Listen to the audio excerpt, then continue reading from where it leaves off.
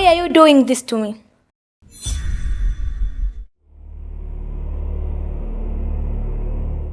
What do you want me to do then? You look stunning, but you can't make me happy. I need to be happy sometimes. What? Unamaanisha kwamba mimi sikupi furaha, si ndio? Yes. Why? Nikipe sikutimizia mwanaume? Sikupi mapenzi? Goddamn shit. Do you think that love is only just having sex, right?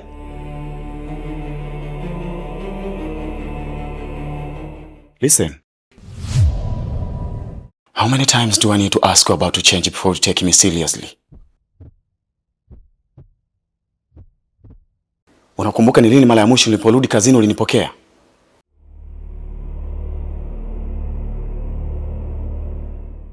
Ukaniwekea hata maji ya kuoga. Ukaniwekea hata chakula, unakumbuka? So, what do you expect?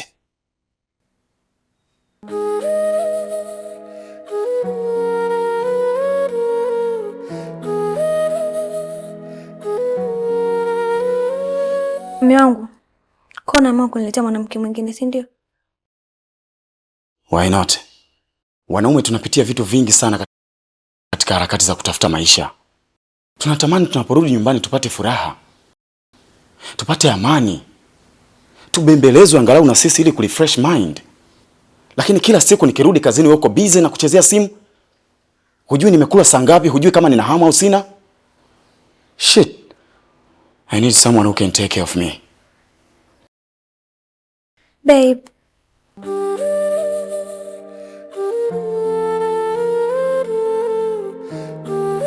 Naomba nisamehe mimi. Ni kweli nimekukosea sana mume wangu. Na kuahidi sitarudia tena, nitabadilika. Nakupenda, naomba usinichiti please.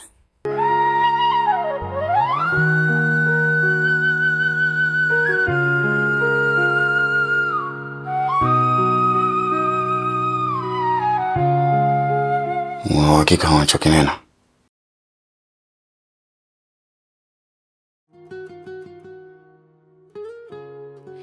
Lakini umenifokea sana mpaka nimejisikia vibaya. Natamani utimize kile hitaji la moyo wangu.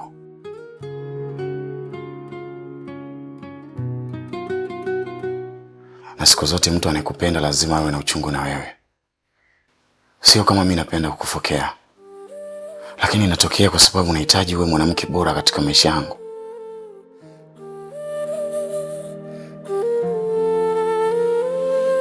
Mwanaume anaweza kuridhika kuwa na mwanamke mmoja iwapo tu utakubali kuwa mtiifu, mpole, mnyenyekevu na kutimiza wajibu wako.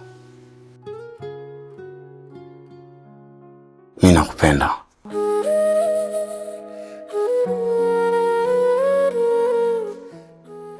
Na sitarudia tena kukufokea. I promise. I'm sorry.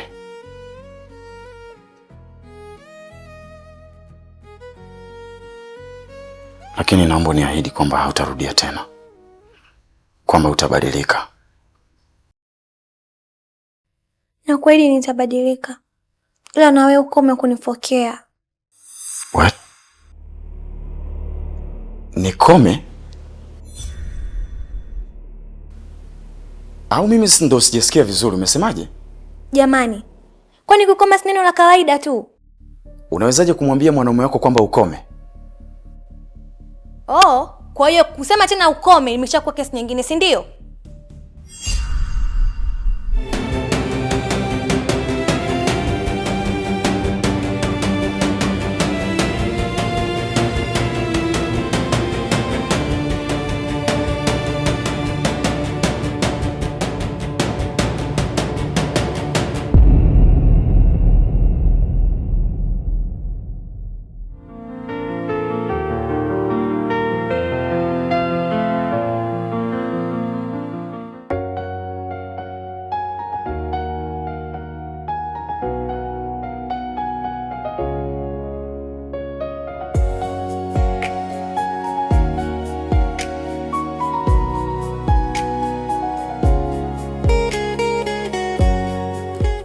Mume wangu, unaweza kuingia?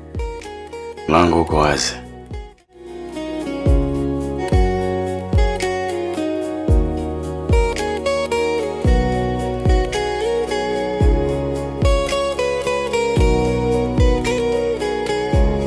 Najua nimekukosea na umenikasirikia.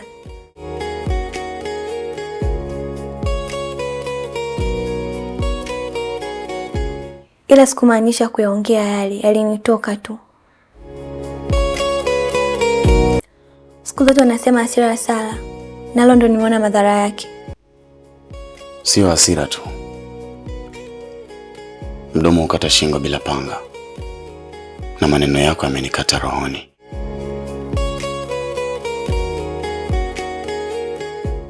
Imeonyesha ni jinsi gani hauniheshimu na wala sina thamani yote kwako.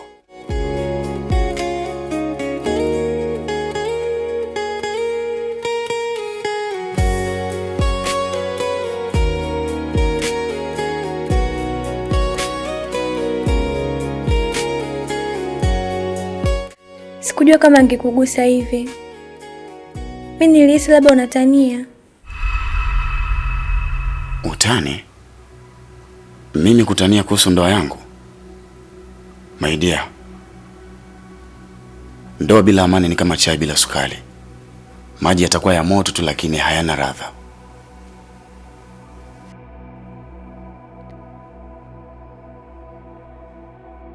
Sasa nifanye nini ili uone mabadiliko?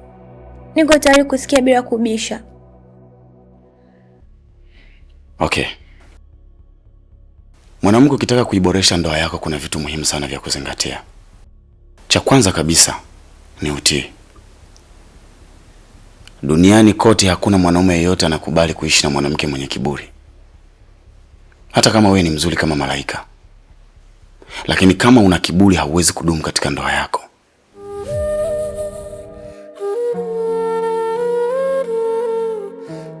Lakini kitu cha pili, lazima uwe mpole na mnyenyekevu.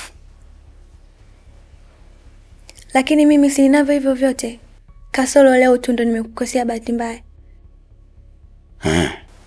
Kasoro yako ndio kiini cha ndoa. Hakuna mwanaume anaweza kukubali kuishi na wewe.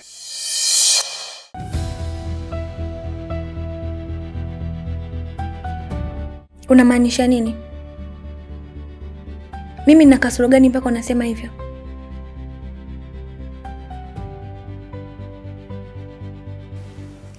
Ni miezi mitatu sasa imepita toka uliporudi kutoka masomoni. Lakini cha ajabu kinachonishangaza ni kwamba hautaki nikushike, hautaki kunipa haki yangu. Alafu sasa ulivyokuwa sijui haufikirii, sijui hauwazi, hata ujiongezi. Huwezi kujiuliza hata mume wangu anaishije.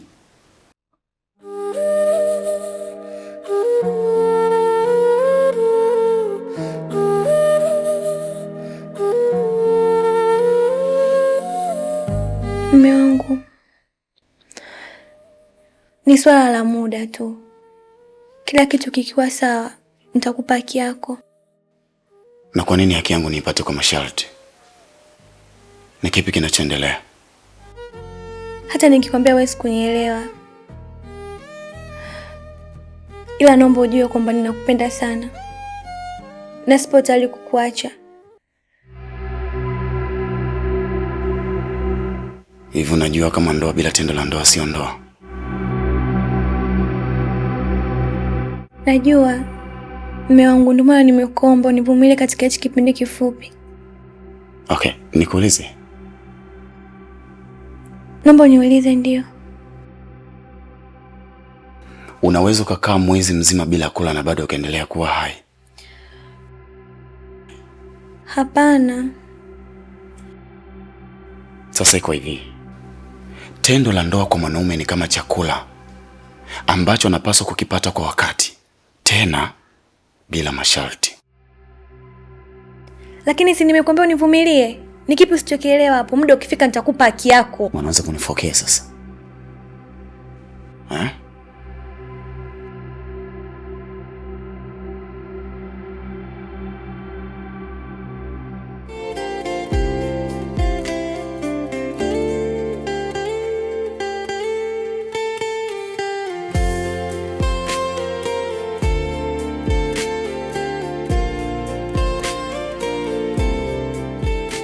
Mume wangu,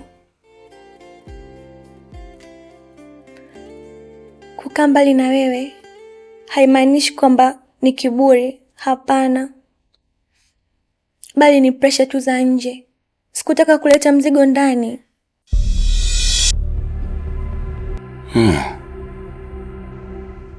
Maneno yako yamebeba ujumbe ambao hauelezeki.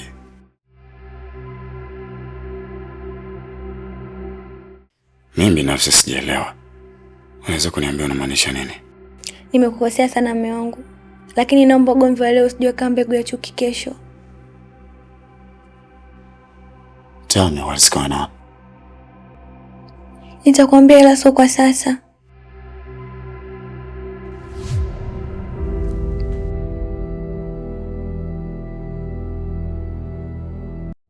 Unaenda wapi sasa? Kutafuta mwanamke mwingine ambaye atatimiza wajibu wako.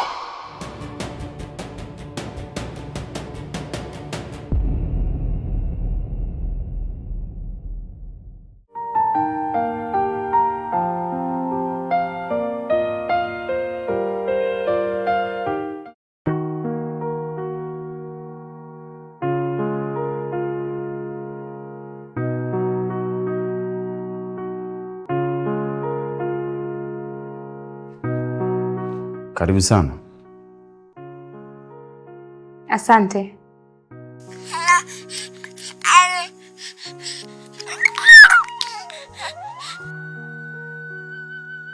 Nadhani unaisikia sauti ya mwanao. Fanya haraka uje kumnyonyesha. Sawa. Basi naomba umbembeleze asilie hivyo. Sasa atanyamaza vipi wakati ana njaa?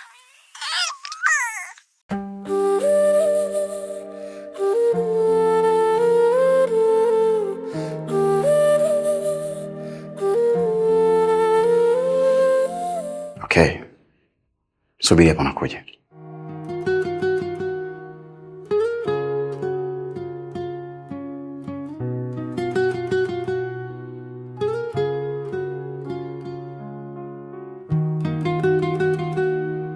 Sawa, subiri kidogo nakuja.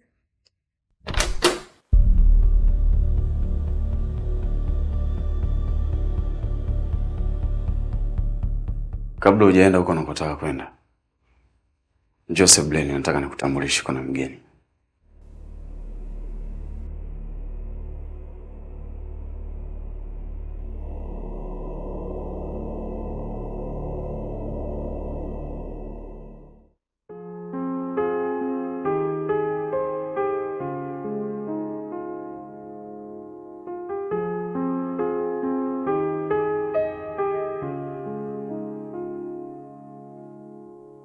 Okay.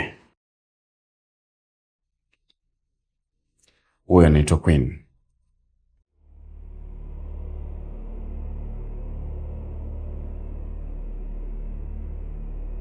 Queen, wewe ndo mwanamke wangu ambaye nilikwambia. Sijaelewa nini kinaendelea hapa. Huyu ni Queen. Amekuja kufanya nini hapa? Amekuja kukusaidia kutimiza majukumu ambayo wewe umeshindwa kuyatimiza kwa sasa. Mume wangu. Yaani umeleta huyu malaya aje kushia na nini na mimi, si ndio? Wewe dada, tuheshimiane. Mimi sio malaya. Na usirudie tena kumuita malaya mke mwenzio bwana. Hivi wewe una akili kweli wewe mwanaume?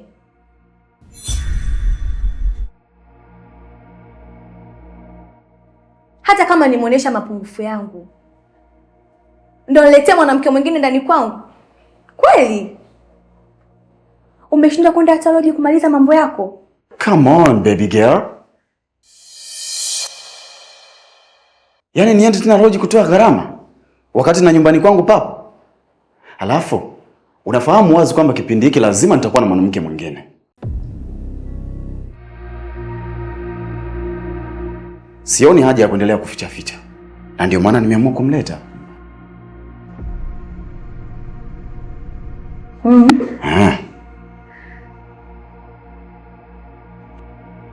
Wewe mwanamke, na kuheshimu sana. Naomba nikirudi hapa nisikukuite.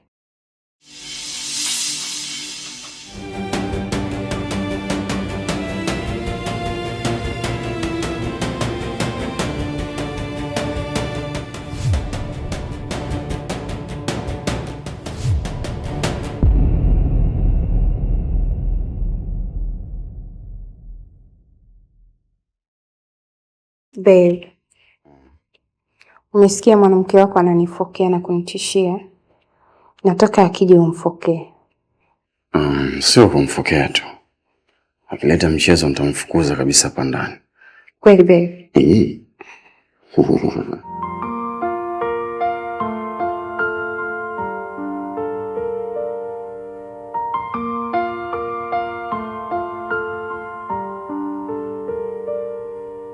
Hali inazidi kuwa mbaya. Sijui sasa nifanye nini. Kuna muda naanza bora hata nimwambie tu ukweli. Ukimwambia ukweli, utaharibu ndoa yako nakwambia. Bora tu utafute namna nyingine ya kufanya. Sasa nafanya nini? Na nikisema nimpe, lazima atagundua kilichotokea. Bado sijapona vizuri na ule moto wake naujua mimi. Ana moto sana. Wewe muone hivyo hivyo. Okay, sasa sijui tutafanyaje. Maana ujue mtoto akiendelea kuishi hivi anakuwa anateseka sana.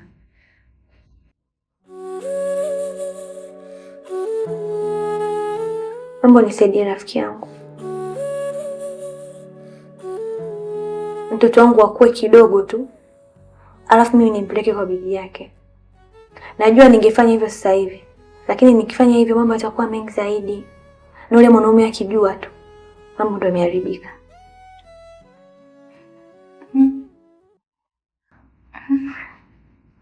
Sawa, ila kikubwa tu nikikuita uje usichelewe. Maana nadhani unajua watoto wanavyosumbua. Sawa, nitajitahidi. Akiniomba mimi niwahi. Haya, msalimie mke mwenzio.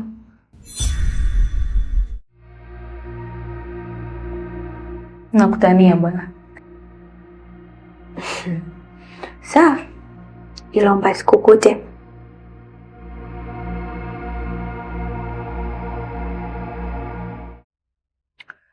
Yaani muda ule ulivyonishika nilisisimka. Hadi nikajua unataka unifanye kweli. Hapana. Mimi siwezi kufanya hivyo. Tumeshakubaliana, kwa hiyo nitaishi katika makubaliano. Kwa hiyo nataka kusema hata nikivua nguo zangu zote utaniacha kweli? Unaona hizi kuna kitu nitafanya?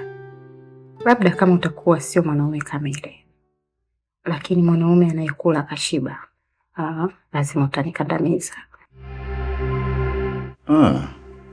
Unaonekana unapenda sana wewe. Sio kama napenda. Inatakiwa ufanye hivyo. Au unataka mpaka umalize sabuni?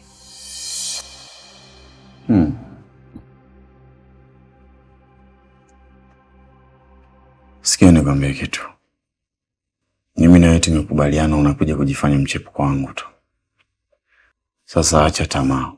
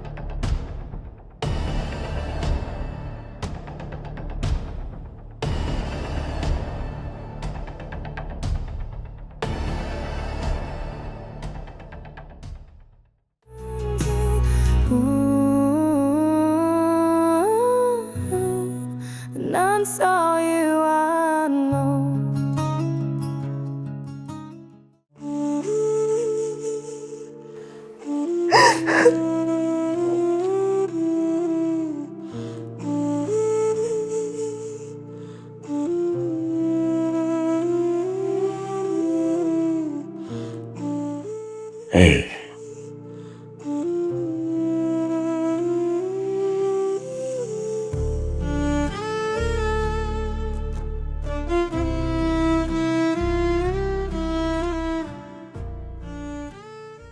Mke.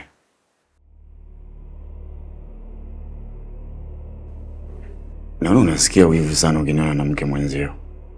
Au vipi bwana?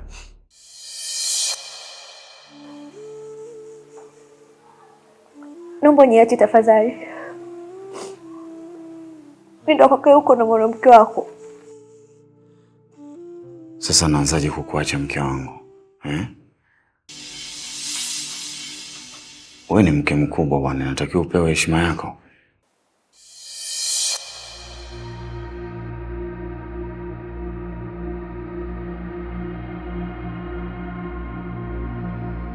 Ni heshima gani unanipa au ni kunidhalilisha yake? Hivyo unaona mimi ni mtoto? Kwa nini unanifanyia hivi lakini? Kwa nini unanifanyia hivi lakini?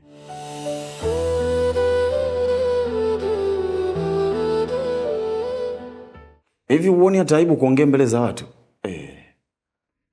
Kumbe tupo wenyewe. Uone kwamba hata ukimsimulia mtu atakuona ni mpumbavu? Ni kitu gani ambacho unanificha na hutaki kuniambia?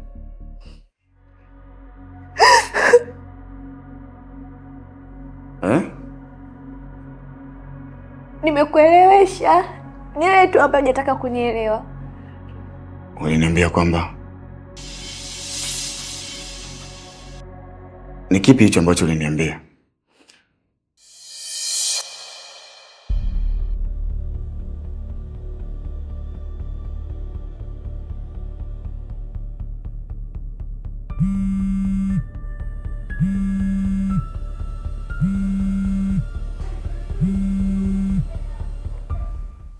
Samani boss, tulikuwa tunaomba uje ofisini mara moja.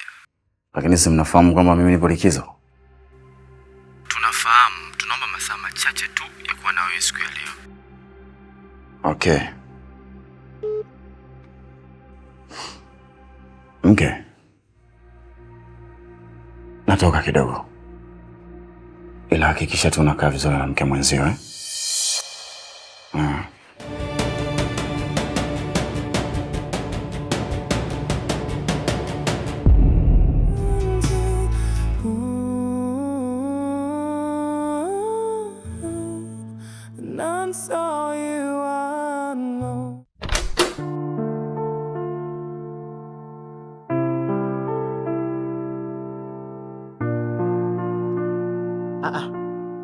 Kibonsile.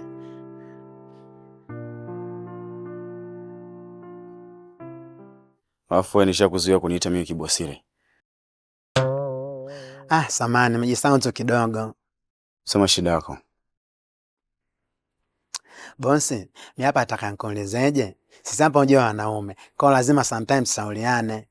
Eti, mwanaume kumpa mimba mwanamke si swala kawaida? Ni kawaida. Inategemea lakini. Vipi kwani? Hamna Kibosile. Bonsi, najisahau. Mimi hapa nataka nikuulize tu hivyo. Kuna mtu amempa mimba? Mimi hata sijampa mtu. Mimi hapa tu nimeshangaa nasema kwamba eti ana mimba. Nikasema haya ngoja tuone. Nani?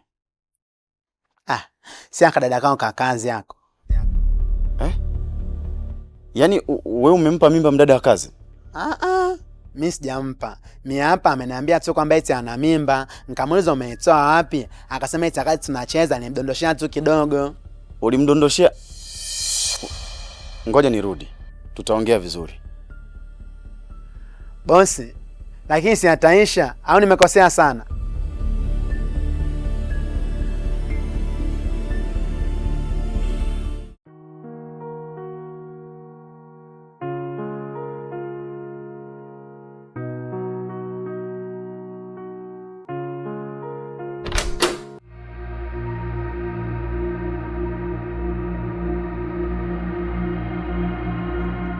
Karibu mke mwenzangu. Ukome kuniita mimi mke mwenzio. Sasa unataka nikuite nani? Hivi kumbe ni mpumbavu Unajua uchungu wa mume wewe? Sasa una uchungu gani bwana wewe? Au unauzungumzia uchungu wa kumnyima mume wako mapenzi? Hivi kwa karne hii Utampata wapi mwanaume anayekupenda na unamchezea? Haupo serious wewe. Alafu unasema uchungu wa mwanaume. Hebu nitokee hapa bwana. Hayo hayakuhusu. Yanihusu mimi na mume wangu. Yananihusu sana na ndio maana niko hapa. Sina muda wa kubishana na malaya kama wewe. Toka chumbani kwangu.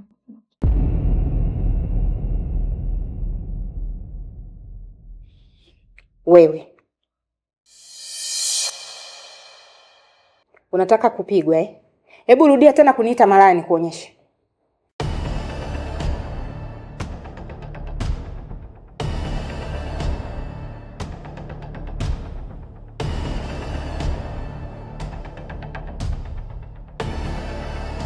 Yaani leo tusipofukuzwa kazi. Sijui. Kwa nini? Nimwambia bosi yule mchongo wa mimba. Ili lijinga eh? Yaani umemwambia kwa nini sasa bosi? Wewe ndio ulijinga. Sasa tusipomwambia bosi sasa hivi, akaja akagundua mwenyewe baadaye, itakuwa mbaya zaidi. Yaani umezingua sana. Alafu umenikera. Yaani wewe unawezaje kumfuata bosi na kumwambia issue kama hiyo saa hizi? Wewe nisikilize. Mimi ninachoanza sasa hivi ni mimi kuitwa baba. Hayo mengine naomba uniachie mimi. Hiyo kesi nitaimaliza. Kwa hiyo kwenye kichwa chako hicho unawaza mimi nikuzalie? Wanataka kusemaje?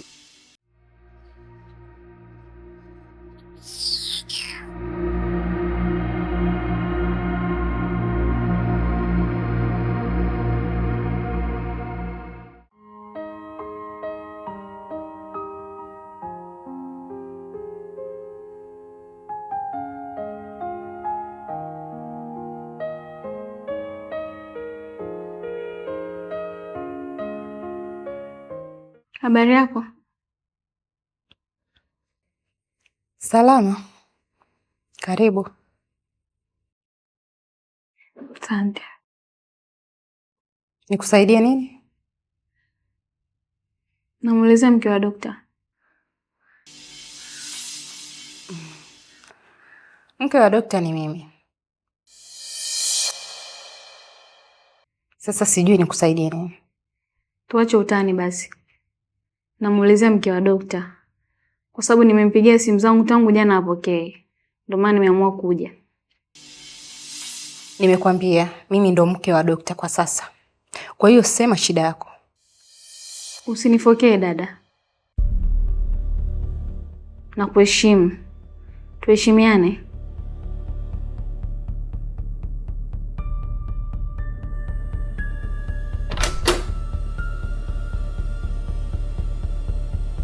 Shimu, habari yako? Salama. Kwani mnafahamiana? Hapana, mimi sifahamiani na wewe mpuuzi.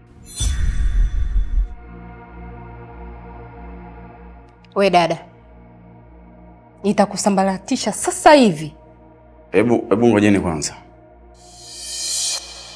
Kwa nini wewe Shemu umekuja kufanya nini hapa? Naomba mwambie mkeo aje kumnyonyesha mtoto wake.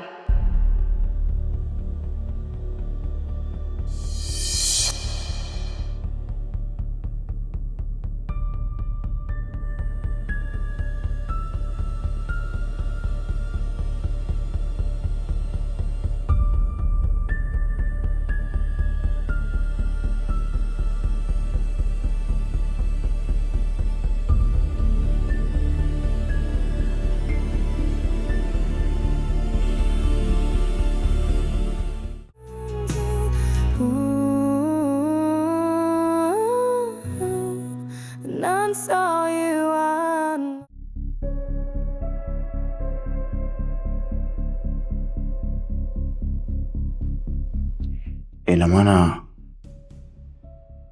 umejitambulisha kwamba wewe ni mke wangu? Sasa unafikiri mimi ningemwambiaje?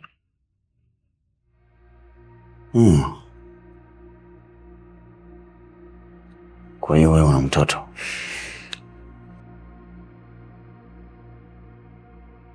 Hilo la kuhusu mtoto mimi sijui kwa kweli. Labda muulize vizuri huyo mke wako.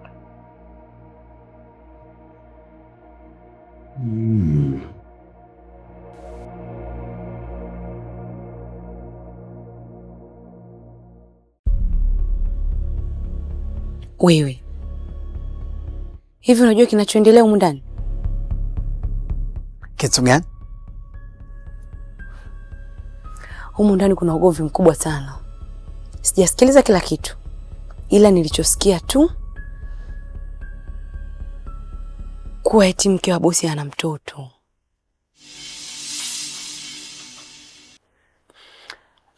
Mtoto? Tena vonekani mtoto mchanga. Kwa sababu nilimsikia dada aliyepita hapa akimwambia eti mke wa bosi akamnyonyesha mtoto wake.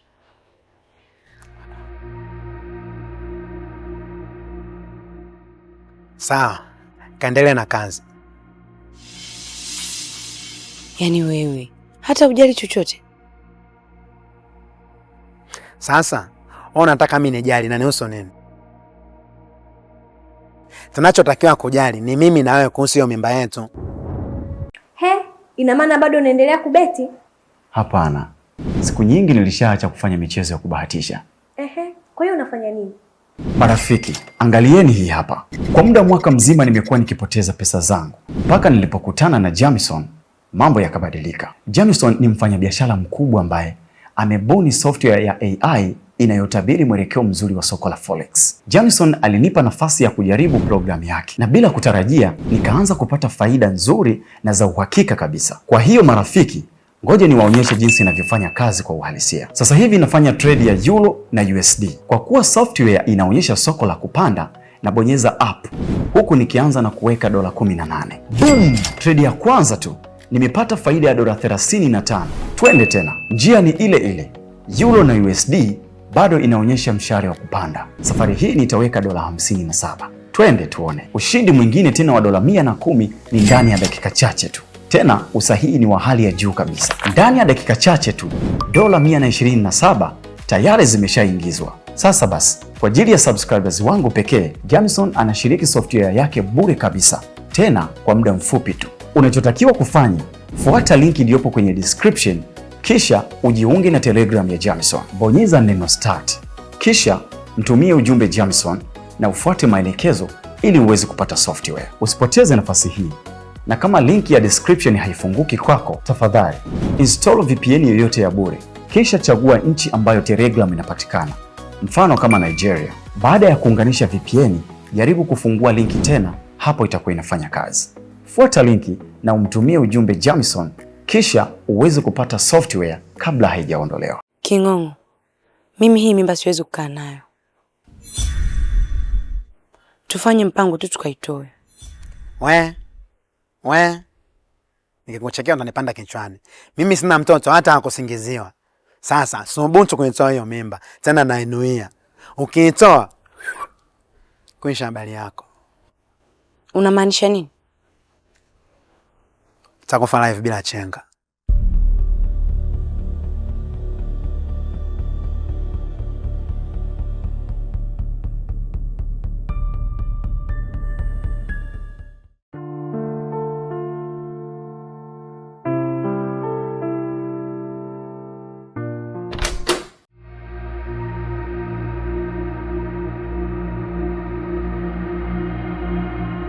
Ni nini kinachoendelea hapa?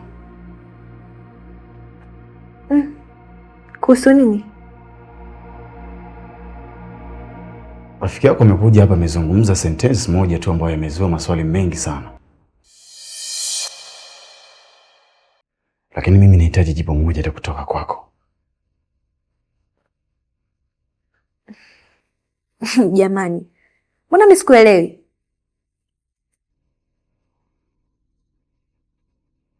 Ina maana wewe una mtoto?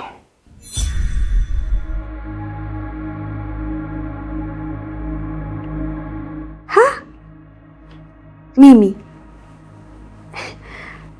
Hapana, mimi sina mtoto.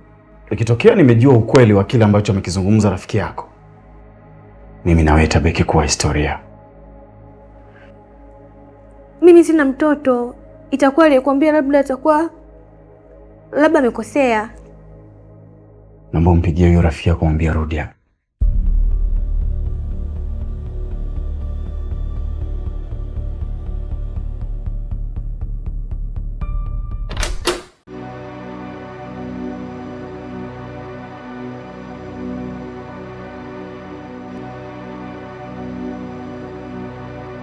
King'ong'o. King'ong'o. Njoo hapa. Naam Kibonsile. Mimi naye. Huyo malaya mwenzako yuko wapi? Malaya mwenzangu?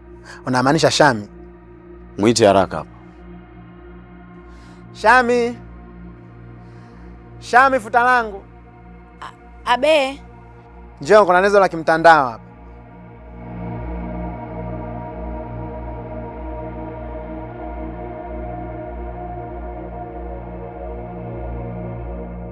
Wewe una mahusiano na huyu? Ndio boss. Sijakuuliza wewe.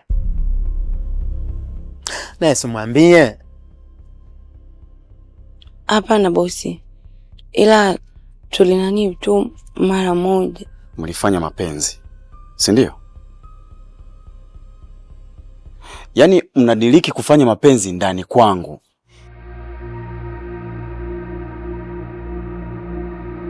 Bila hata aibu. Hivi nyinyi mnanichukuliaje? Samahani bosi. Pia tunaomba utusamehe. Na hiyo ishu ya ujauzito, mimi sina mimba. Una uhakika na unachokisema? Ndio bosi. Tunaenda kupima. Ukigundulika una ujauzito, wote wawili, wewe na huyu, kazi hauna.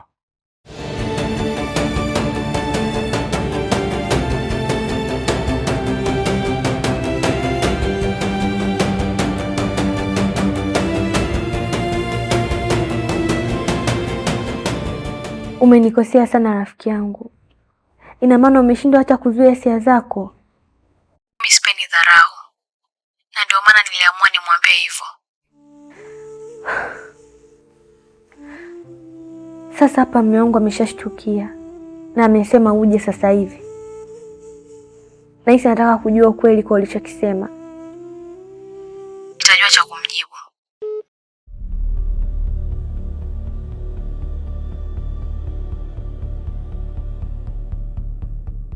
Umekosea sana kumwambia bosi kuwa huna mimba wakati unajua kabisa una mimba yangu. Kwa hiyo wewe ulitaka mimi nifukuzwe kazi? Sasa ulivyomdanganya akipima, unadhani atakuacha? Mimi sina mimba. Unataka kusemaje? What you talk about? Mimi sina mimba, nilikudanganya tu.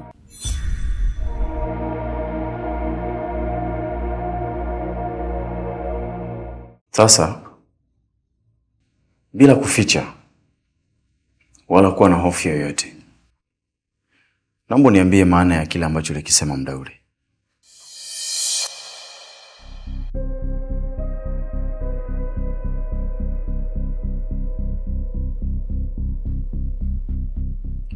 Mimi sitaki kuwa chanzo cha ugomvi wenu.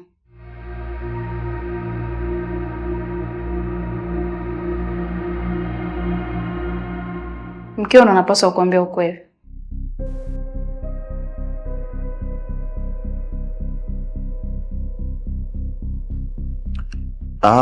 Hakuna ugomvi. Hapa ninachotaka tu ni kujua ukweli, basi. Rafiki yangu, mwambie tu mume wako ukweli. La sivyo ndoa yako itakuwa na matatizo makubwa sana. Kweli gani? Kwa kumaanisha kwamba kweli mimi na mtoto? Shaila, I'm sorry. Lakini ni kwa ajili ya mtoto wako. Shem.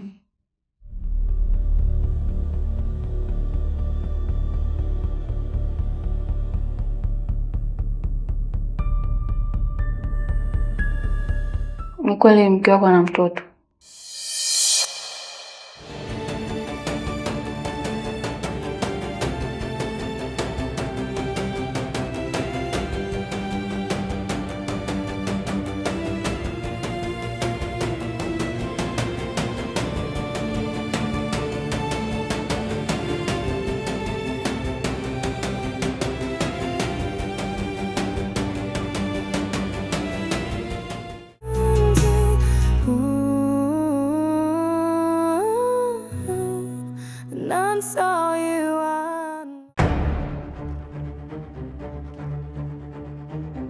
Babe.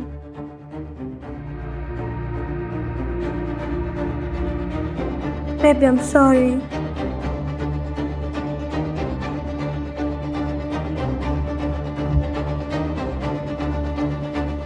I hope now you're feeling supercalifragisticexpialidocious. Babe, mimi siwezi kukudanganya.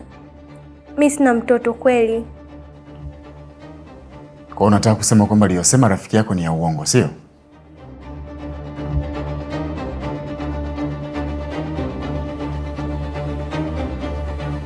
Naisi atakuwa amechanganya kweli mume wangu. Ila aliyoyasema sio ya kweli. Unajua siku zote ukweli umeweka mtu huru. Lakini siri ya moyo usio na maana ni sawa na kutunza stress ambayo ni zaidi ya kansa.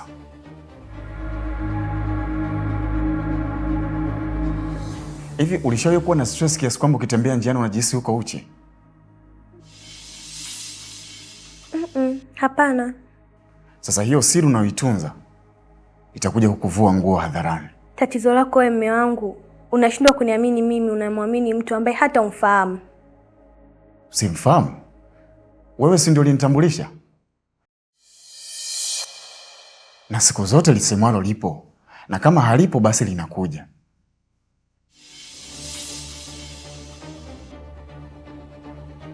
Aha. Kuna jambo nimelipata sasa. Jambo kuhusu nini? Mmepanga mipango ili mimi na yeye tugombane, tuachane ili udate naye. Fuck up your mouth, you bitch! Do you think that I'm a son of murder?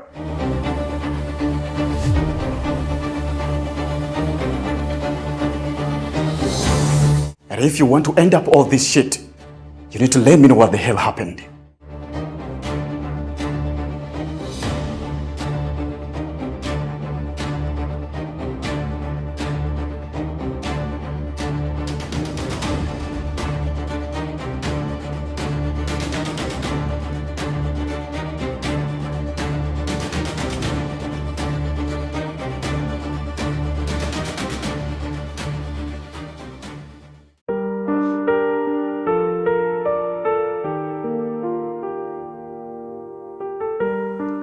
We mwanamke, umeenda wapi? Mbona sikuone? King'ong'o, mimi nimeondoka zangu bana. Sipendi maneno na watu. Acha utani. Ujue kabisa na mtoto wangu tumboni. Mtoto yupi? Nimeshakwambia mimi sina mimba. Najifanya antena isomi eh? Sasa ngoja nikuonyeshe. Hivi, hujaambiwa kama mimi nimetokea Kigoma eh? Ngoja.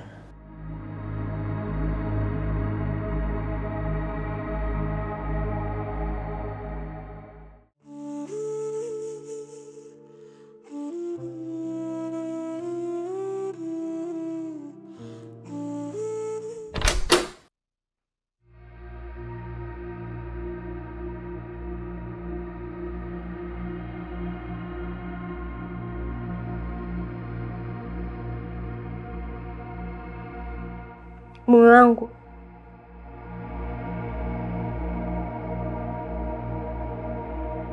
samani kwa kuhisi vibaya. Ni katika namna ya kuwekana sawa. Naomba tuongee tuyamalize. Nakupenda sana mume wangu. Hivyo kama una pointi ya kuongea naomba utoe domo lako.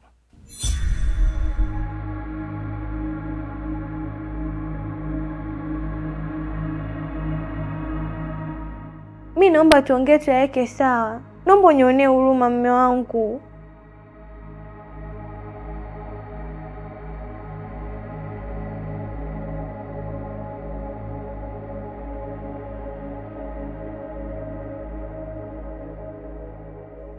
I remember the day I was wandering and I saw you.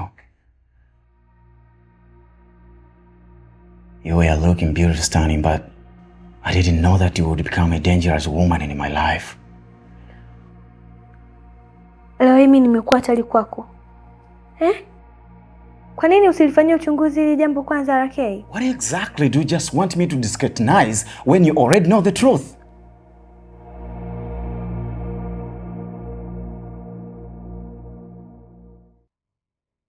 tatizo lako unamwamini rafiki yangu kuliko mimi mkeo? Kwa sababu mke wangu tayari ameshakutana na nyoka kutoka kwenye bustani ya Eden. Oh. Unataka kumaanisha kwamba mimi ni mwongo, si ndio? Exactly.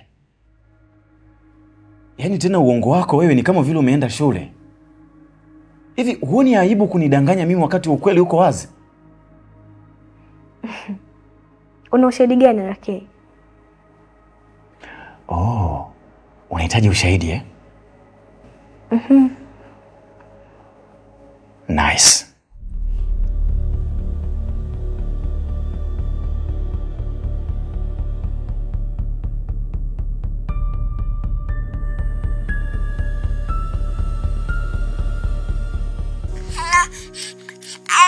Nadhani unaisikia sauti ya mwanao. Fanya haraka uje kumnyonyesha. Sawa. Basi naomba mbembeleze asilie hivyo. Sasa atanyamaza vipi wakati ana njaa? Vipi? Bado nahitaji ushahidi mwingine? Au huu unakutosha kuthibitisha ukweli wako bwana? Mom. Mimi sijui tani kuelezea vipi. Sijui nianzie wapi. Sasa kabla hujataka kunielezea, mimi nahitaji kufahamu kitu kimoja tu. Ni kweli una mtoto?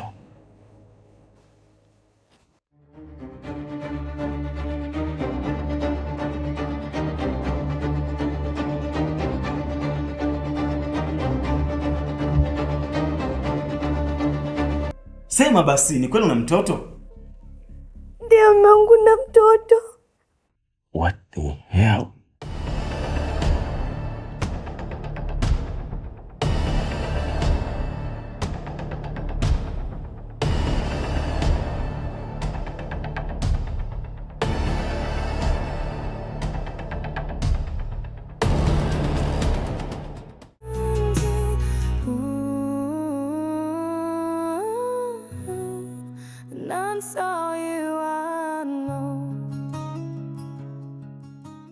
King'ong'o.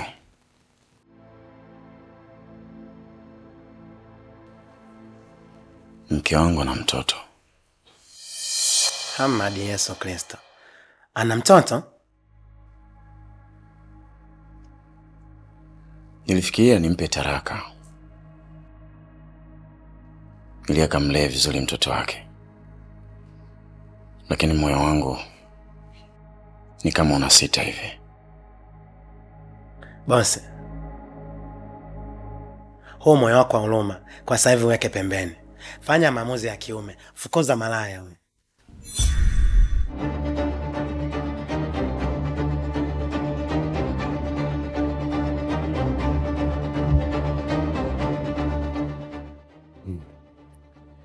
Umeona sasa Kibosele? Huyu mwanamke ndo mwanamke wa maisha yako. Usije kumfukuza eti kisa na mtoto. Mume wangu. Kwa hiyo imekuwa kila mtu namwambia, si ndio? Mimi hajaniambia chochote, ila alikuwa ananisimulia tu. King'ong'o, hebu tupishe. Boss, Take talk.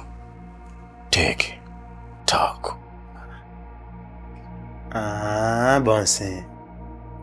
Sasa mimi kwenye akasimu kadogo TikTok naitoa wapi? Namaanisha utupishe sasa hivi.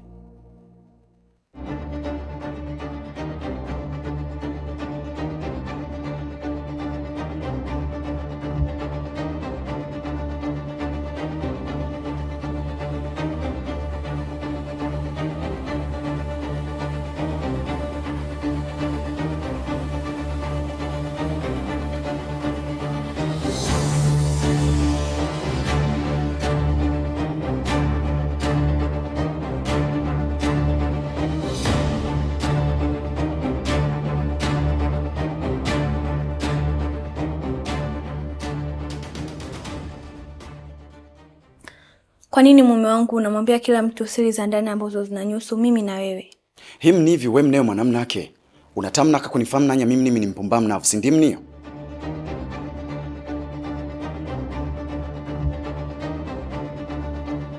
What do you mean, babe? You promised me that you would never do something stupid, but you did it.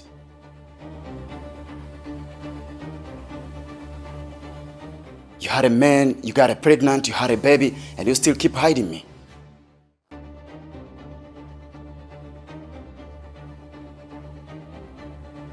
Lakini mume wangu, tushayaongea tukamaliza. Nimekuomba msamaha mume wangu. Unahisi mwanaume ni rahisi kumsamehe mwanamke aliyechiti? Basi kama unaona ni rahisi kufanya hivyo, niache na mimi niende nikachiti. Nipate mtoto, alafu ndio nyinyi nikusamehe. Unataka uchiti mara ngapi RK? Si ni wewe ambaye uliniletea mwanamke ndani ya nyumba yangu na bado ukaona haitoshi, ukampeleka mpaka katika chumba changu. Chumba changu RK. Nasikiliza kidogo. Sikiliza. Yule mwanamke nilimleta hapa ndani kwa ajili ya drama tu. Kwa sababu nilitaka kujua nini kinachoendelea. Drama? Drama kivipi? Nilikuwa na wakuta mmekaa mikao ya mahaba kabisa hapa. Alafu leo unaniambia ilikuwa drama. Unaona mimi mjinga eh? Unajua maana drama lakini. Kama yule mwanamke ningekuwa bado niko naye, ungemuona hapa. Lakini kwa sababu nimeshajua kinachoendelea ndio maana niliamua kumfukuza.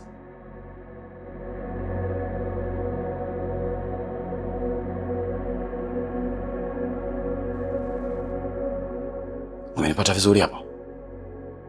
Usitafute sababu. Mimi sina hisia na yule mpumbavu.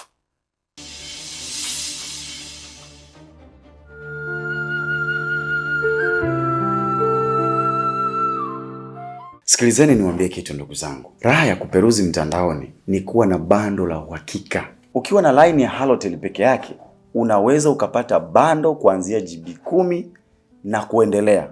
Alafu sasa bei zake ni kitonga sana. Sasa mimi nataka nikuunganishe na mtu mmoja anaitwa Chris Bando. Huyu bwana huduma zake ni za uhakika kabisa. Alafu sasa ni mwaminifu 100%. Ngoja nikupe namba zake umpigie. Chris Bando ana namba 4. Lakini mimi wacha nikutajie namba hizo 2. Alafu zingine zipo kwenye screen hapo.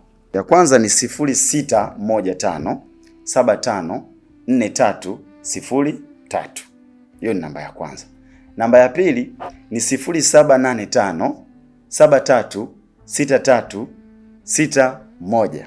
Hakikisha tunapotuma pesa yako jina lisome Christopher Luoga.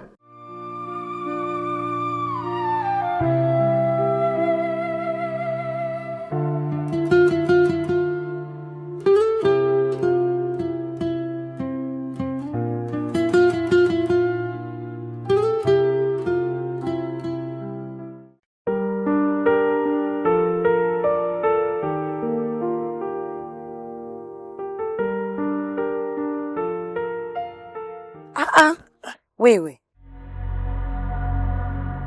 Hivi si nishakukataza habari za kuona nikumbatia dharani. Hivi bosi akituona? Mimi nikumisi sana mke wangu. Unajua wetu. Nani mke wako? Sasa hapo.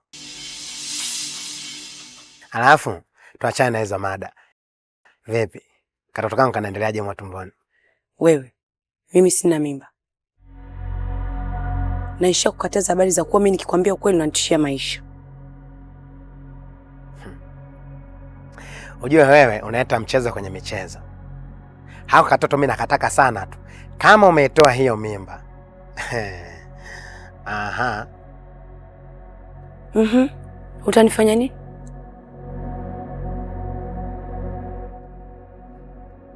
Sikiliza nikwambie.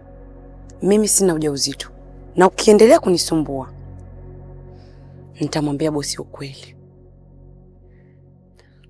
Ukweli? Ukweli gani? Nilikuona ukimkumbatia mke wake. Tume.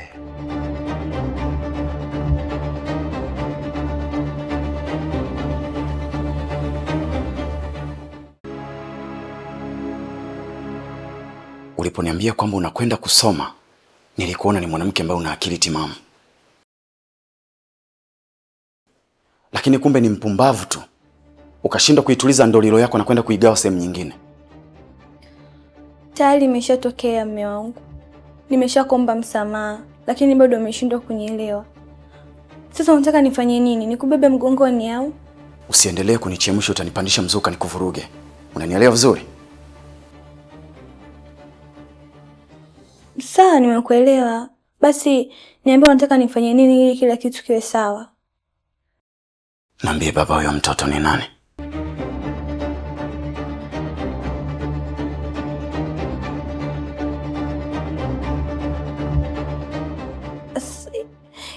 Sasa hilo lina umuhimu kwa sasa mume wangu. Tuachane nalo tu. Kama unashinda kuniambia ukweli, nenda kajiandae na uchukue vitu vyako vyote. Niko hapa na kuandikia taraka. Usinifanyie hivyo mume wangu, please. Usinifanyie hivyo. I keep doing my heart but you betrayed me. This is very delicious ex-quinging. I'm sorry, mume wangu, I'm sorry. Paras kanira pombra kumasau.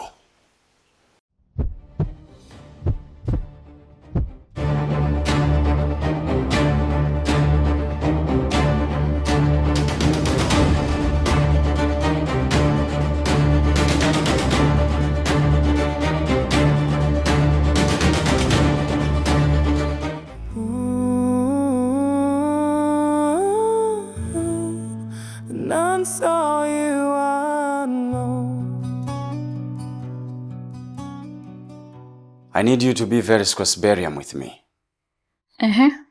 What happened?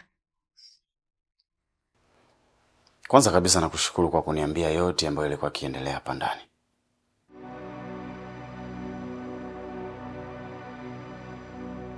Ila leo nimekuita hapa nahitaji tukamilishe. Kukamilisha nini tena? Nahitaji kufahamu baba huyo mtoto.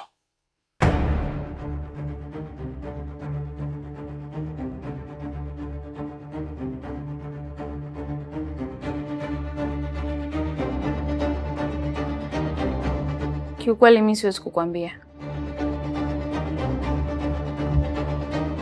Alafu Shem, kwa nini kesi msioshirikishwa wazazi? Wazazi wa kazi gani tena? Kwani wao ndio walimpa mtoto? Mimi nahitaji kumfahamu huyo kidume ambaye alinizidi maarifa mimi na kumpa mtoto. Na sio vingine.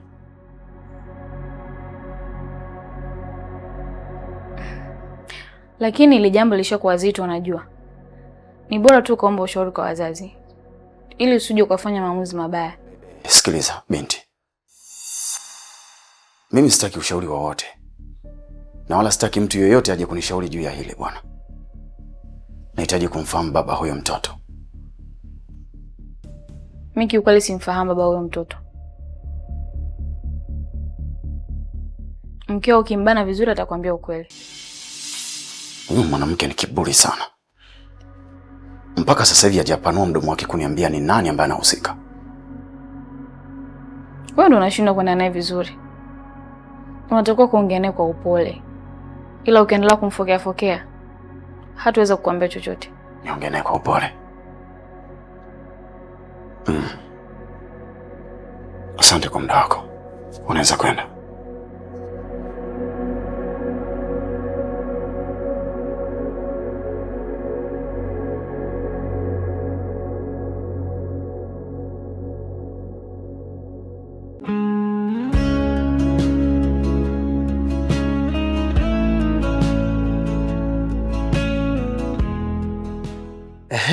Kishondo wangu, niambie. Ni kweli kabisa uliniona kwa macho yako mawili nikimkumbatia mke wa bosi?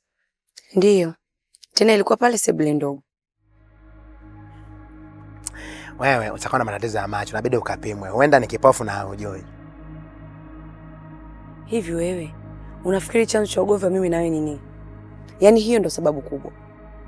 Na nilijua tu nikikwambia, mimi na wewe tutagombana, mwisho wa siku tutapoteza tai kazi yenyewe. Kumbe ndo hivyo.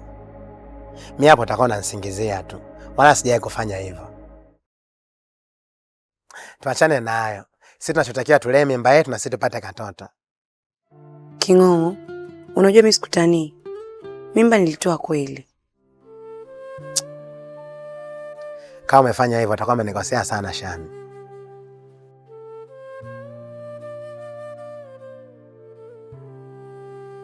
Na kani ufanye hivi bila kunishirikisha jamani?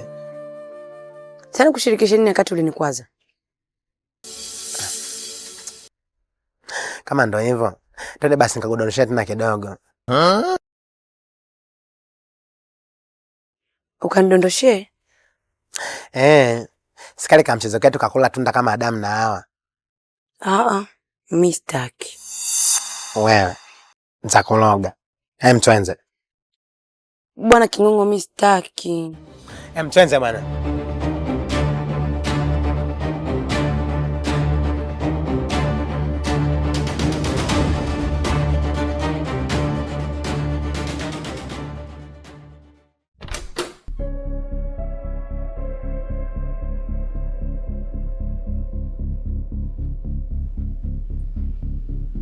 Sikilizeni niwaambie kitu ndugu zangu. Raha ya kuperuzi mtandaoni ni kuwa na bando la uhakika. Ukiwa na line ya Halotel peke yake, unaweza ukapata bando kuanzia GB 10 na kuendelea. Alafu sasa, bei zake ni kitonga sana. Sasa mimi nataka nikuunganishe na mtu mmoja anaitwa Chris Bando. Huyu bwana huduma zake ni za uhakika kabisa. Alafu sasa ni mwaminifu 100%. Ngoja nikupe namba zake umpigie. Chris Bando ana namba 4. Lakini mimi wacha nikutajie namba hizo 2. Halafu zingine zipo kwenye screen hapo. Ya kwanza ni 0615754303. Hiyo ni namba ya kwanza. Namba ya pili ni 0785736361. Hakikisha tunapotuma pesa yako jina lisome Christopher Luoga.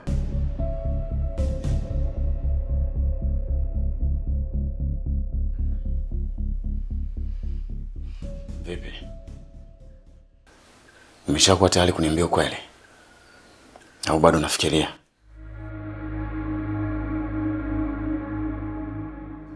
Naongea na wewe.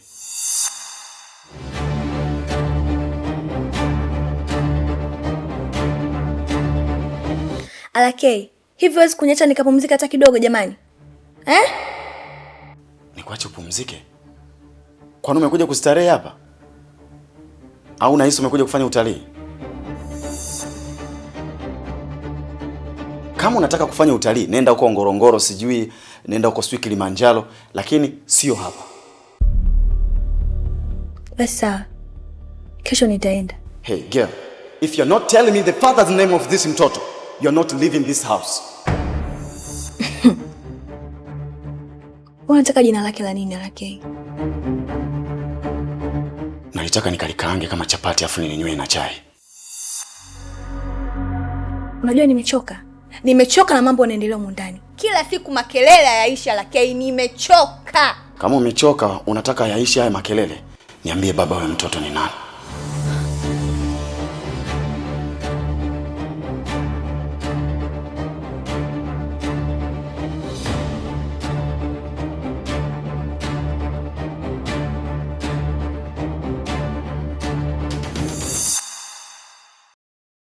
Baba wa huyu mtoto ni wewe Alakei.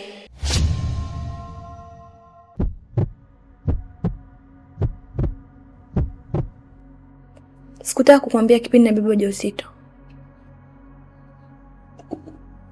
Unasemaje? Mtoto ni wako. Kama huyo mtoto ni wa kwangu, kwa nini ulikuwa unaficha nisijue kama wewe una mtoto?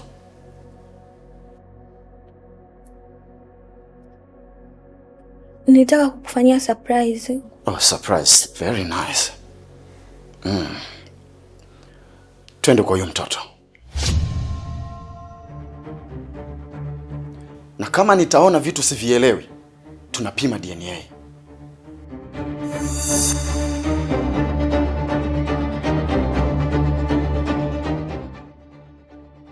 Tunaenda sasa hivi yani? Sasa hivi. Basi unataka tusubiri nini?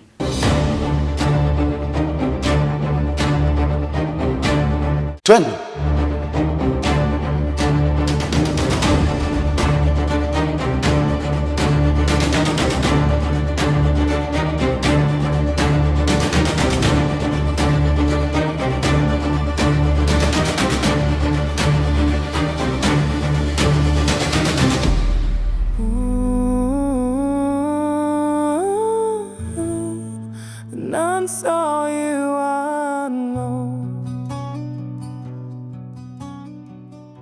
Ngoja kwanza mume wangu.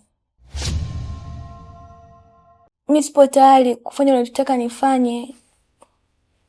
Kufanya nini? Unaogopa kunipeleka kwa mwanamume wako? Au unaogopa kunipeleka kwa mtoto?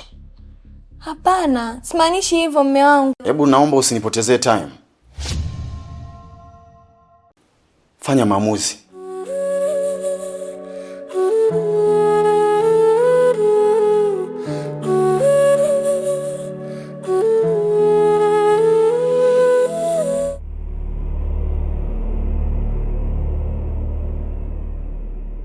Basi kabla tujaenda, nilikuwa naomba uende kuongea na King'ong'o kwanza.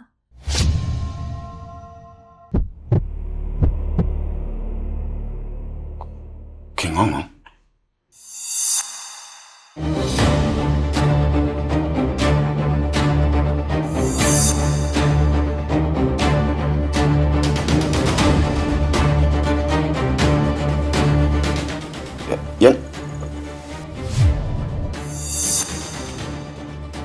Mungu wangu. Mama, nimesha kwambia nikipata nafasi nitaanza kukutumia hiyo hela, lakini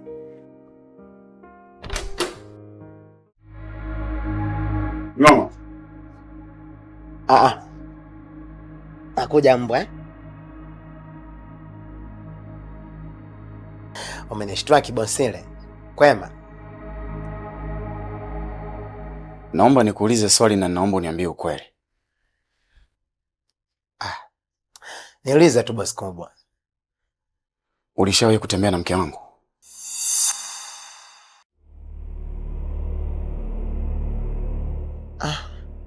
Boss, sema ukweli.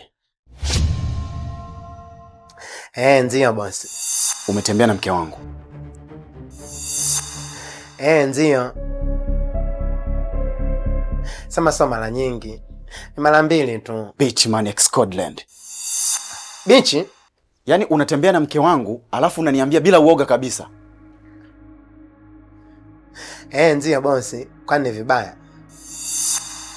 Ila kosa sio langu. Ni yeye mwenyewe tu aliniambia kama asinigiza supermarket, ndio nikana nimetembea naye kwa namna hiyo. Kwa hiyo ulitembea naye kwenda supermarket? Ni King'ong'o ya mna kitu kabisa.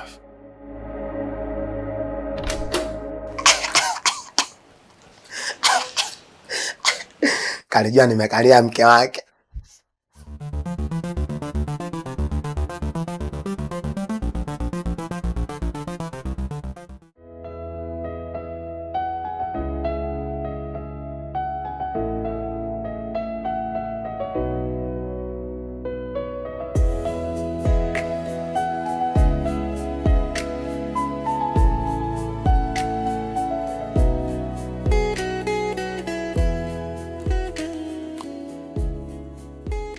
Unaendeleaje?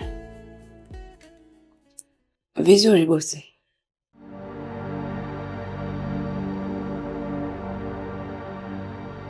Naomba nikuulize kitu. Sawa bosi. Kuna kitu chochote unafahamu kuhusu mke wangu?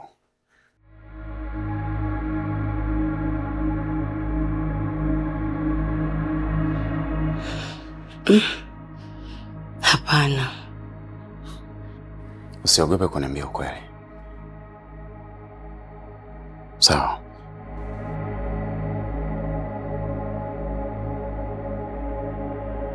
Nadhani unafahamu kwamba mke wangu ana mtoto, si ndio?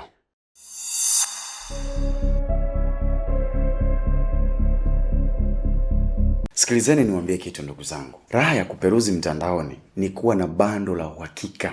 Ukiwa na line ya Halotel peke yake, unaweza ukapata bando kuanzia GB 10 na kuendelea. Alafu sasa bei zake ni kitonga sana. Sasa mimi nataka nikuunganishe na mtu mmoja anaitwa Chris Bando. Huyu bwana huduma zake ni za uhakika kabisa. Alafu sasa ni mwaminifu 100%. Ngoja nikupe namba zake umpigie. Chris Bando ana namba 4, lakini mimi wacha nikutajie namba hizo 2. Alafu zingine zipo kwenye screen hapo. Ya kwanza ni 0615 754303. Hiyo ni namba ya kwanza. Namba ya pili ni 0785736361. Hakikisha tunapotuma pesa yako jina lisome Christopher Luoga. Ndio. Okay. Unafahamu baba huyo mtoto ni nani? Hapana. Mimi simjui hata jina lake. Lakini nafahamu anapoishi.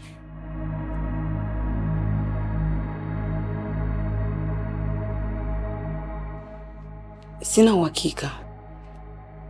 Lakini huwa nasikia tu kuna sehemu anapendelea kwenda. Okay. Ngoja hivyo. Nakuja sasa hivi unielekeze.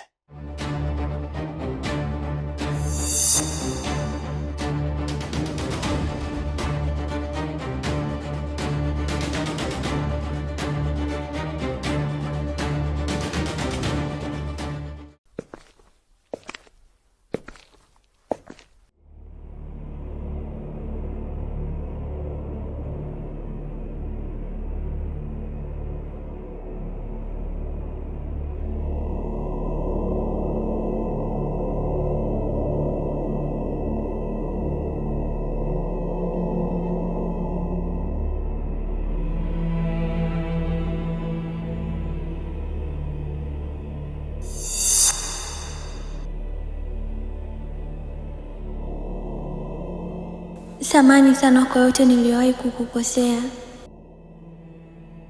Lakini nimeamua kuondoka hapa nyumbani kwa sababu ya kelele na yote ambayo yanaendelea RK.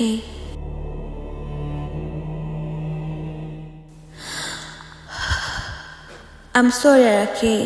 Kiukweli mimi sijawahi kukupenda.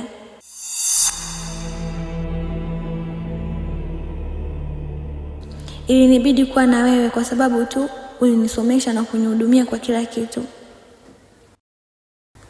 Nakutakia maisha mema. RK. Una uhakika maamuzi unayotaka kuyafanya ni timamu na sahihi? Mimi sina wasiwasi na huyo binti. Wahenga wanasema ukitaka kumsomesha mwanamke msomeshe chuo cha Biblia ama Qur'ani ili hata kikuacha upate thawabu. Lakini si hivyo vya kawaida hivi. Hivi vina asidi huyo anaitwa Anga bin Kanani. Uko sahihi sana. Lakini sio kwa huyo mwanamke. Nimeshaishi naye zaidi ya miaka 3 sasa hivi. Amemaliza diploma na sasa anakwenda degree. Kwa hiyo mimi siwezi kumzuia kwa kitu chochote. Na ndio maana nimeamua kubeba jukumu la kumlipia kila kitu ili aweze kutimiza ndoto zake. Akimaliza atakuja tutaendelea na ndoa. Mimi si mjuzi sana wa mapenzi. Lakini kuna mashairi tuliyasoma kwa shuleni. Mwandishi nguri anaitwa Ngungu wa Thiong'o anasema my love for you is like a fresh milk in the rubini. Hapo ni penzi inaitwa liko moto, anivuambiliki usikii. Unaweza kumwona tembo kumuita hata rokozo ndo mtaafrikana. Na Shabani Robert akuishia hapo akasema shujaa wa mapenzi amefia kitandani. You're right, but I'm not expecting to be discombobulated from her. Because my woman, she's very stupendous, fantabulously fantastic. Mwawe nyama yangu macho.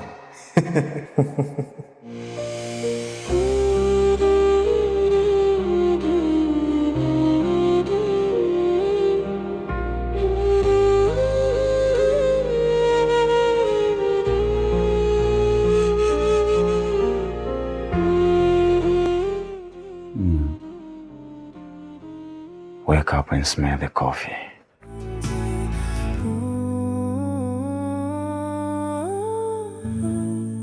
None saw you, I know. Vaya famoso usted, upande aliyeshi eneo wazi akiwa anakimbia mwenyewe. Israel mwenda yuwepo kwenye kwake na hape Osman Sako wapi ni nzuri la kushoto tano. Aya, bando limekata. Ina maana mpaka sasa hivi bado mnalia kuhusu swala la bando? Hivi hamjui kama kuna Chris Bando? Chris Bando? Chris Bando. Chris Bando anatoa huduma za bando kuanzia GB 10 kwa shilingi 11,000 tu. Wewe! Halafu sasa bando lake linadumu kwa miezi 8. We. Yes, hayo ndio mambo ya Chris Bando. Sasa tusipoteze muda. Ngoja kutajia namba zake hapo chapu. Andika. Ni 07 17 04 80 48 au 07 85 73 63 61. Sasa hizo ni namba za kumpigia tu. Ukitaka kupata bando lenyewe sasa unatakiwa ulipe kwa lipa namba. Ukimaliza kulipa kwa lipa namba, huo muamala ambao umetumia sasa unatakiwa umtumie kwenye moja ya hizo namba nilizokutajia. Hakikisha tu unapotuma pesa yako jina lisome Christopher Luoga. Yaani mimi nawashangaa muda mrefu tu. Toka muda mimi nipo na Chris Bando. Yaani nateleza kitonga. Chris Bando Bitonga.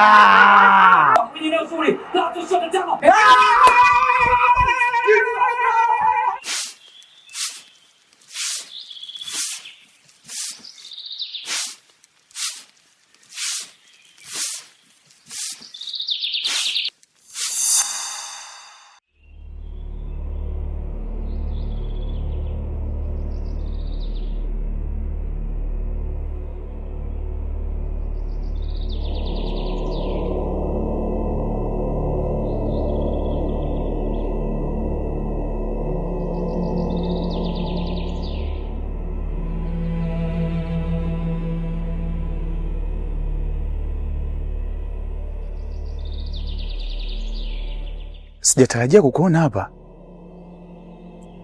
Nilikumisi sana mpenzi wangu.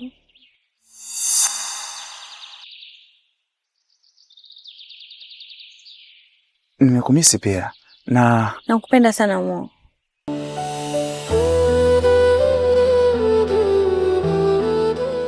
Na nimeamua kuachana na mume wangu ili kuja hapa kuishi na wewe. Nimegundua kwamba wewe ndio mwanaume unanifaa katika maisha yangu. Sheila, najua kuwa unanipenda. Hata mimi nakupenda sana. Lakini nahisi alilopanga Mwenyezi Mungu aliweza kwenda tofauti. Una maana gani kusema hivyo? Namaanisha kwamba Mungu hakupi kile unachokitaka, bali Mungu anakupa kile ambacho unachostahili. Najua ulinipenda mimi, lakini uliitaka pesa. Na Mungu akakupa mwanaume mwenye pesa, na ndio anayestahili kwenye maisha yako. Sikiliza nikwambie Mo. Mimi nilikukosea. Lakini hayakuwa matarajio yangu. Nisamehe kwa sababu nilihitaji kusoma ili nitimize ndoto zangu. Na sasa nimeshakamilisha kila kitu. Na ndio maana nimerudi hapa ili turudishe penzi letu.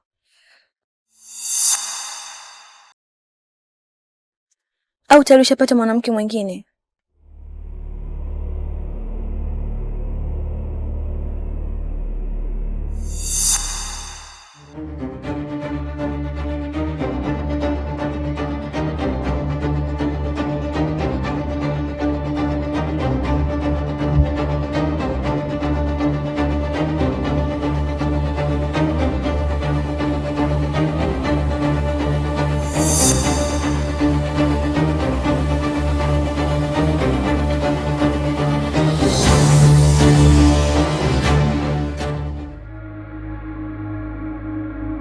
Kibasele, nataka nikwambie ukweli. Huyo mwanamke wako mimi naeka mdomo. Ombea tu. Angoja nyamaze boss. Sidhani kama kuna haja ya kuficha sasa hivi. Wewe sema tu kweli kwa sababu mtu mwenyewe hayupo tena hapa. Mimi nakujua vizuri boss. Huyo mwanamke hamwezi kuachana. na najua tu mtarudiana, na endapo nitakwambia najua utamfikishia.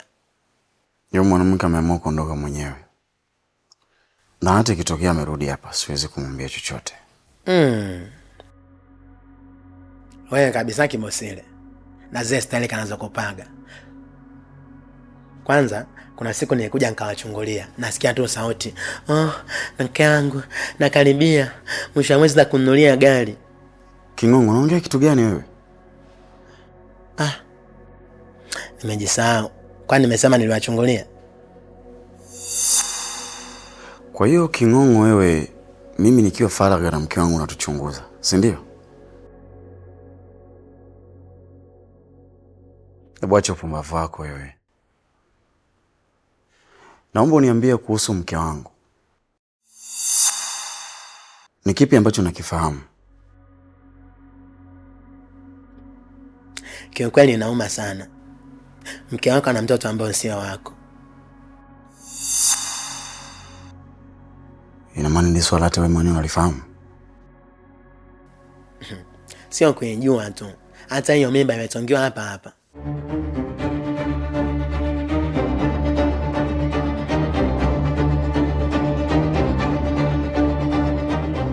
Unamaanisha kwamba kajamaa sikanikuja kanichapia humu ndani?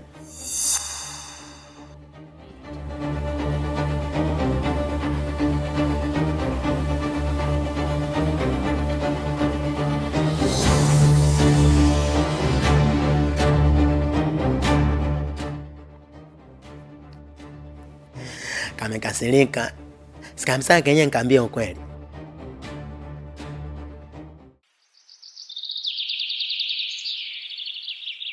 Meu. Uine.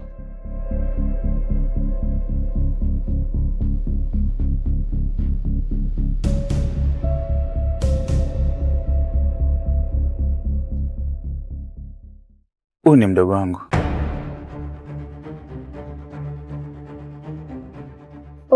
Wifi. Karibu. Mimi sio ifi yako. Hivi Mo. Subiri kwanza. Mke wangu. Samahani. Naomba nisubiri ndani mara moja nimalizane na hii kesi.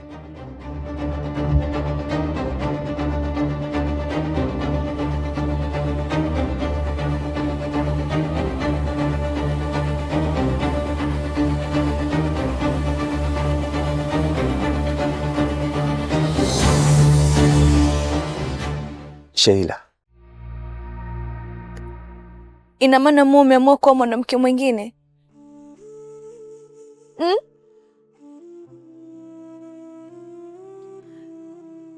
Kwani si nilikuahidi kwamba nitakuja kuishi na wewe?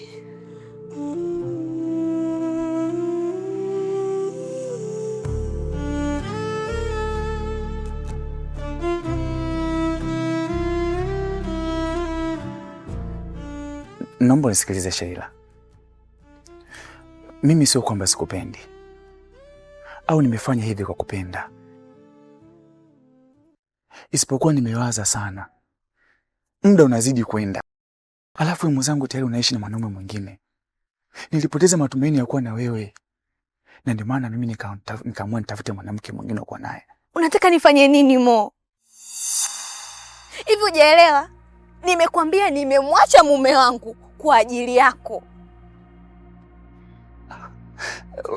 Ulipaswa unishirikishe kwanza kabla ya kufanya maamuzi. Ona sasa, mimi tayari na mwanamke mwingine, na ndo huyo uliomuona. Aya, sawa. Unataka mimi niende wapi? Niambie basi. Mara mwisho tulipanga vizuri, ukasema utanisubiri, na kibaya zaidi umeniacha na mimba Mo. Nimekuja hapa nikufate tukamlee mtoto wetu, nakuta na mwanamke mwingine. Sheila, umesema una mtoto? Yaani mtoto wangu mimi? Kama ulivyosikia bwana.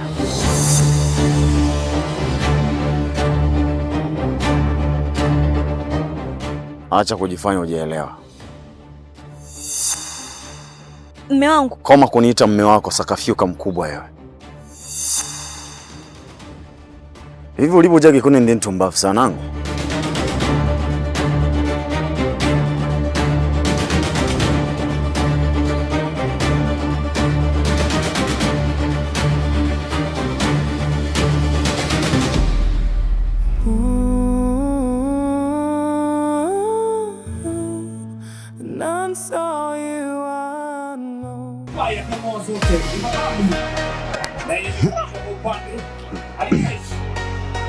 Eneo wazi akiwa anakimbia mwenyewe.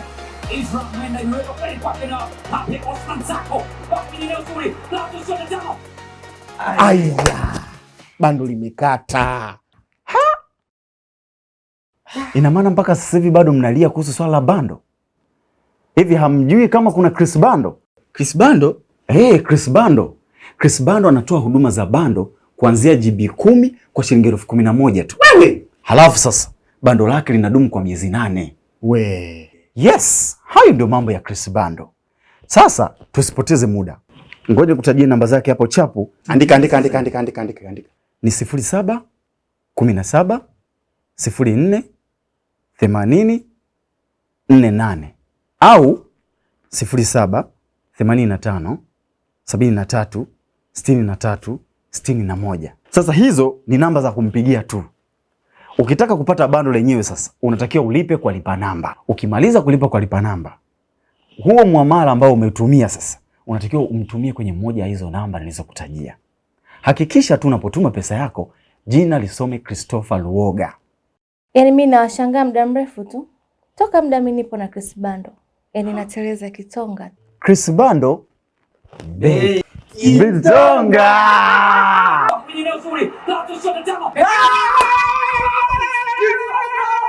Sheila, mtoto wangu yuko wapi?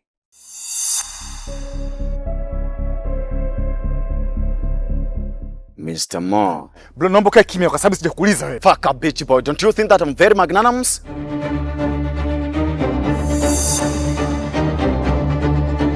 Unawezaje kuniambia kwamba nikae kimya wakati kiumbe unachokiulizia kimetunzwa na kulelewa kwa pesa zangu?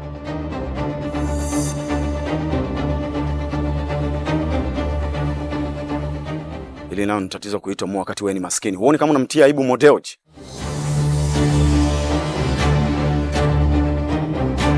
Mo, usiende tafadhali. Mwache aje. Ngoja tu nikaongee naye mwenyewe. Nenda tukaongee pembeni kidogo.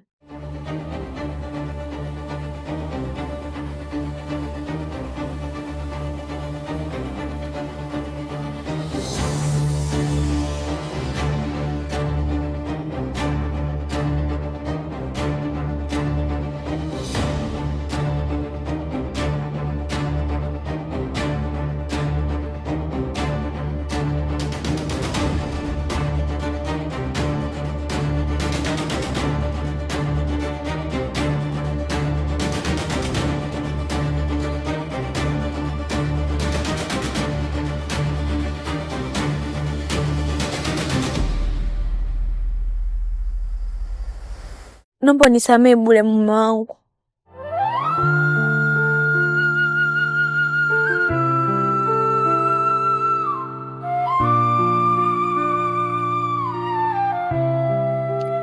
Mimi nakupenda sana. Lakini nimeshindwa kuishi na wewe kwa sababu ya ukali wako. Acha unafiki wewe mwanamke.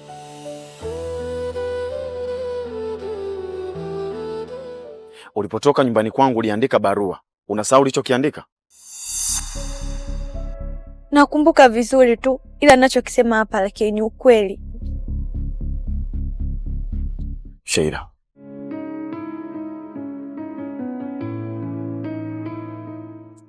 Nilikutunza. Nikakulea. Nikakupa kila kitu ulichokitaka katika maisha yako. Na maana unataka kuniambia kwamba haya ndio malipo? Haya ndio malipo uliokuja kunilipa?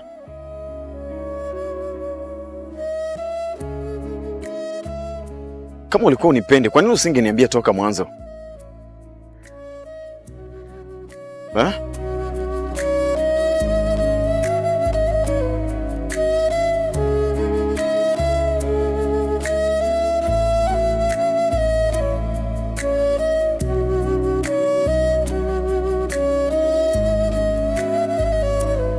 Tatizo lake ulishindwa kuwa romantic. Ulishindwa kunituliza. Ulitaka niwe romantic wakati naona kuna tatizo? Okay.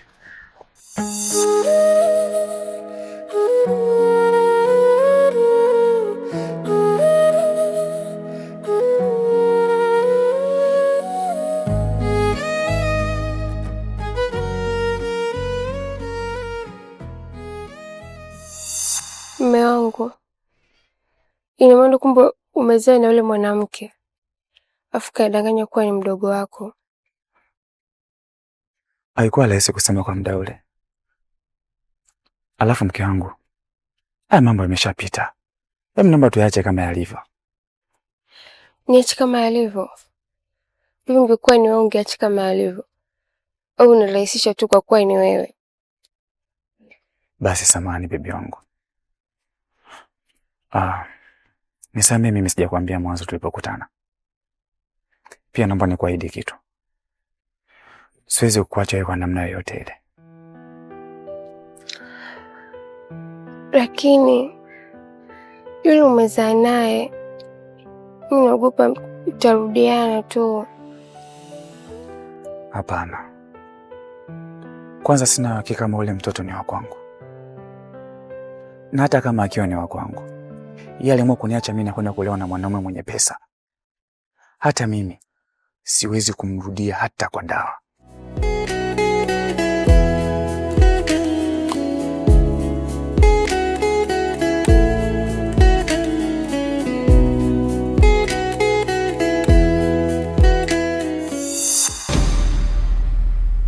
Ukiona kama kuna umuhimu wa kuja kumwona mwanao, utakuja.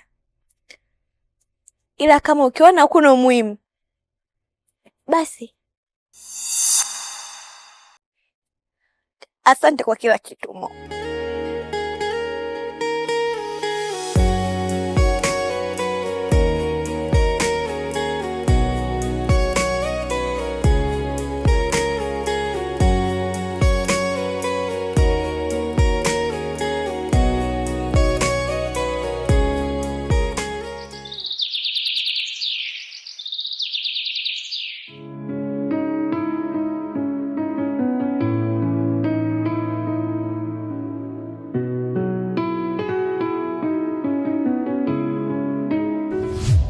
Unaitwa? Naitwa Sheila.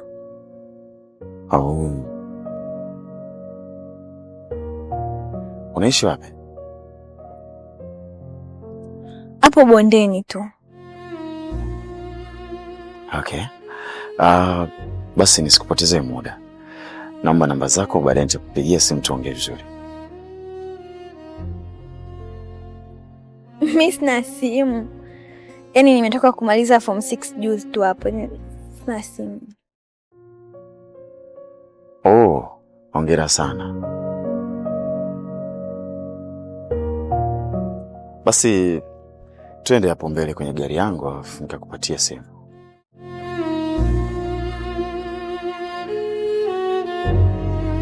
Twende.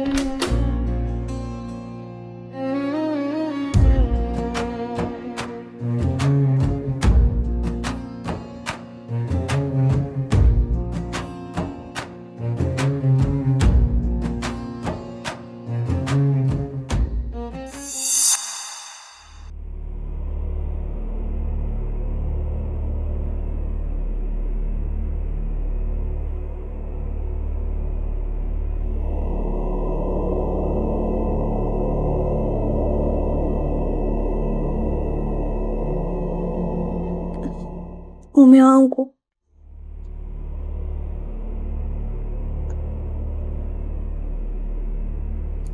naomba unisamehe sana. Najua nimekukosea, lakini ni utoto tu mume wangu.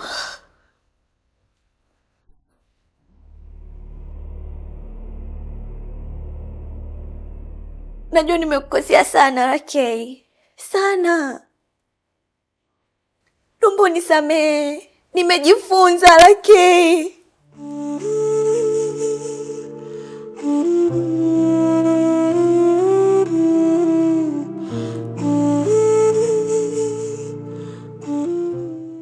Naomba nisamehe mume wangu, na kuahidi nitabadilika, nitakuheshimu,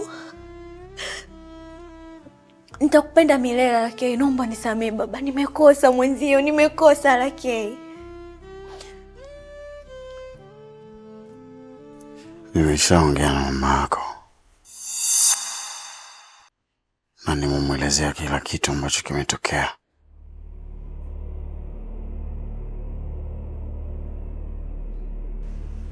Kwa hiyo kama umeshindwa kuendelea kuishi na mwanaume wa ndoto zako, nenda tu nyumbani sasa hivi.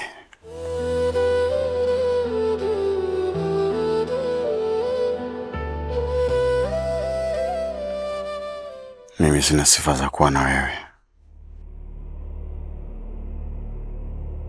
Nimekubali kukuacha kwa moyo wangu wote.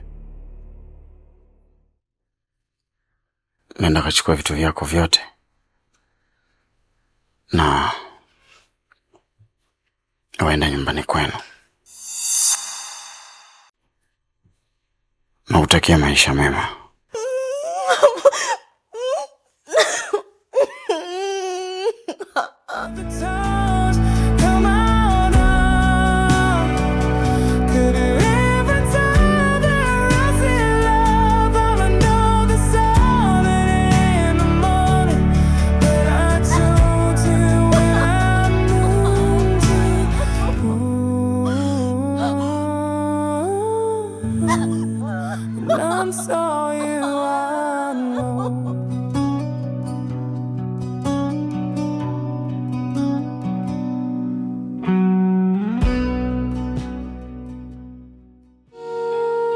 Mara nyingi huwa tunajitahidi kuwapenda wale ambao tunaamini kuwa wanatufaa katika maisha, lakini kumbe nao wapo wanaowapenda zaidi na wanaoamini kuwa wanawafaa katika maisha.